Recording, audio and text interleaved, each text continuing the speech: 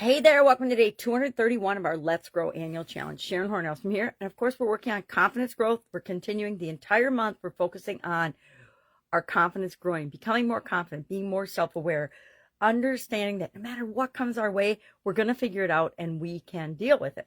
Today's topic with respect to confidence is a solution focus. Now, we all know people that will complain and and moan about a problem, and they'll stay on the problem sometimes ad nauseum. They'll go on and on about, ain't it awful, it's so terrible, this is so crazy, I don't know what to do.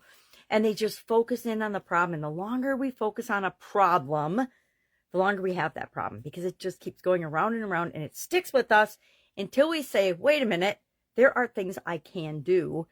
I can find a solution for this. And once we believe that and start focusing on what is possible, what can we do versus what we can't do, as long as we're stuck in that problem loop, we're focusing on what we can't do. And thanks to my late father, he taught my sisters and I when we were little girls that there's no such thing as can't.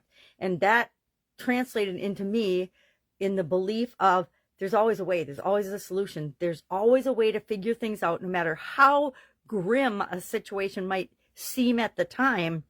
There's always another way of looking at it, and there's always a way to solve that challenge or that situation. So I'm going to quickly share 4 ways that we can go from a problem-focused mindset to a solution-focused mindset. I want you to try this on for size today. I guarantee probably something will challenge you or come up today that irritates you. And instead of focusing on that, what the problem is, how it irritates you, think about and apply these things and see if you can't focus on the solution. And by doing that, share in the comments below how that makes you feel and how much faster you get out of the problem and into solution.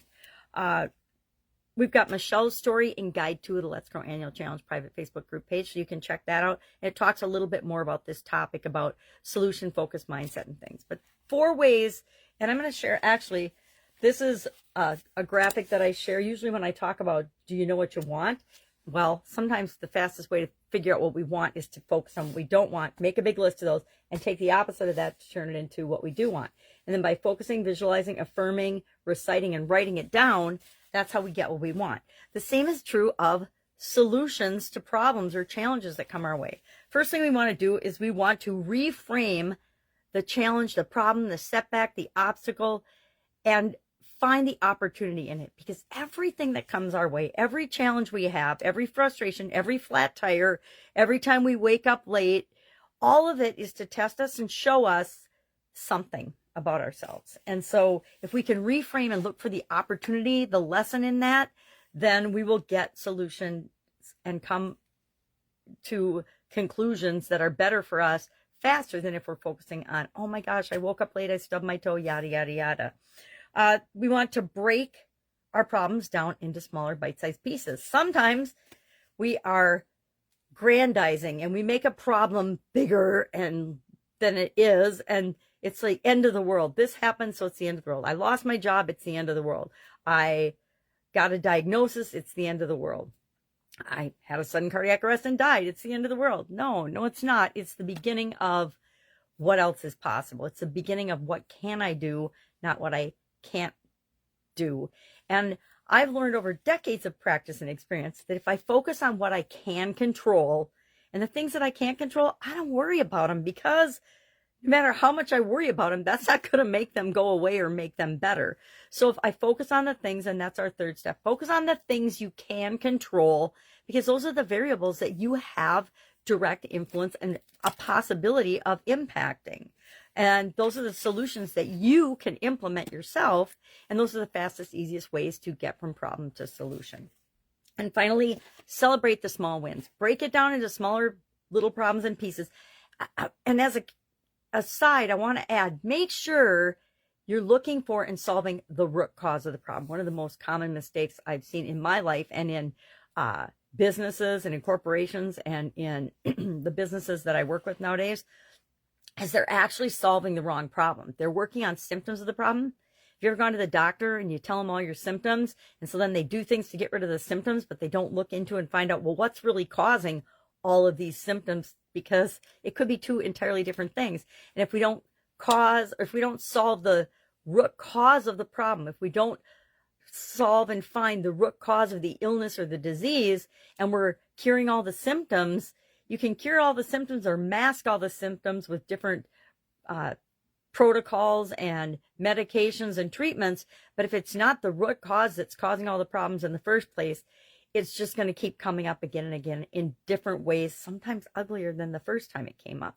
I think of the challenges with my eyes and over my lifetime, and challenges I had when I was younger, a lot of kidney and arthritis problems.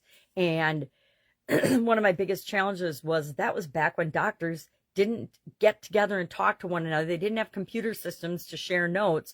And so each different symptom that you had, or each different organ that had a challenge, went to a different specialist, and they never talked to each other. And so I ended up sicker and in pain and messed up for a lot longer than I would have had it happen now, where they have a more team approach, where different specialties actually interact and talk to one another to solve the root cause of the problem.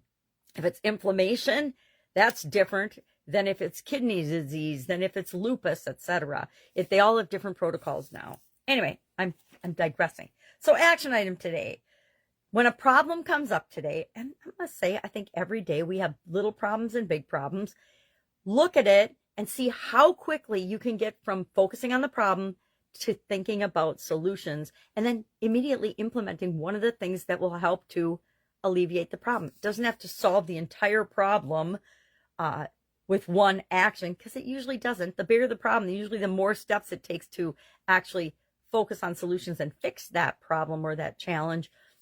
But it's absolutely positively doable. Again, there's no such thing as can't. We can figure it out.